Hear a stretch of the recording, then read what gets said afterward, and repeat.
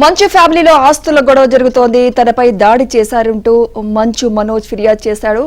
ఆస్తుల వ్యవహారంలో తనపై దాడి జరిగిందంటూ మనోజ్ ఫిర్యాదు చేశారు.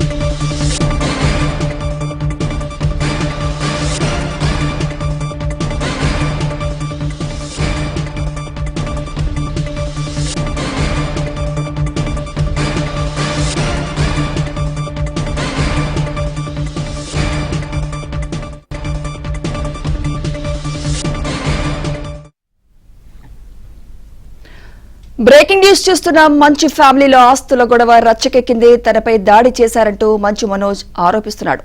ఆస్తుల వ్యవహారంలో తనపై దాడి జరిగిందంటున్నాడు మనోజ్. తన తండ్రి మోహన్ బాబు తనపై అనుచరులతో దాడి చేయించారని, ఈ దాడిపై పోలీసులకు ఫిర్యాదు చేస్తానని మంచు మనోజ్ చెబుతున్నారు.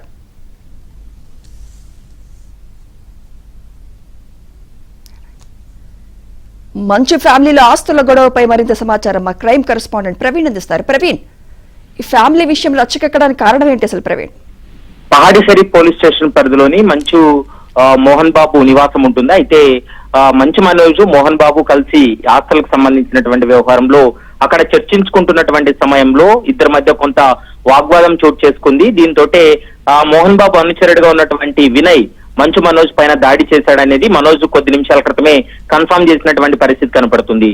ముఖ్యంగా ఎస్వి కాలేజ్ కావచ్చు, స్కూల్స్ ఆస్తుల విషయంలో పంపకాలకు సంబంధించిన దాంట్లో మంచు మనోజ్ మోహన్ బాబు చర్చించుకుంటున్నటువంటి క్రమంలో కొంత ఇద్దరి మధ్య కూడా వాగ్వాదం చోటు చేసుకోవడంతో వినయ్ అనేటువంటి వ్యక్తి, అతను విద్యానికేతన్ సంస్థలో కీలక పదవిలో ఉన్నాడు. అయితే వినయ్ అనేటువంటి వ్యక్తి కలుగు చేసుకుని మనోజ్ పైన దాడికి ప్రయత్నం చేశాడనేటువంటి అంశాన్ని మనోజ్ కూడా కన్ఫర్మ్ చేసినటువంటి పరిస్థితి కనపడుతుంది. ప్రస్తుతం మనోజ్ పై దాడికి సంబంధించి వినయ్ తో పాటు మరికొంతమంది అనుచరుల పైన, అంటే మోహన్ బాబు అనుచరుల పైన స్థానికంగా ఉన్నటువంటి పోలీస్ స్టేషన్ లో తాను కన్ఫర్మ్ పోయి నేను అక్కడ ఫిర్యాదు చేస్తాననేటువంటి అంశాన్ని కూడా చెప్తున్నారు. మరి చూడాలి, మరి కొద్దిసేపట్లో పహాడి షరీఫ్ పోలీసులకు కంప్లైంట్ చేసిన తర్వాత అసలు జరిగినటువంటి గొడవ ఏంటి, ఎవరెవరు ఈ గొడవలో ఉన్నారు, మనోజ్ పైన దాడి జరిగింది నిజమా కాదా అనేటువంటి అంశానికి సంబంధించి ఒక క్లారిటీ వచ్చేటువంటి అవకాశం అయితే కనపడుతుంది.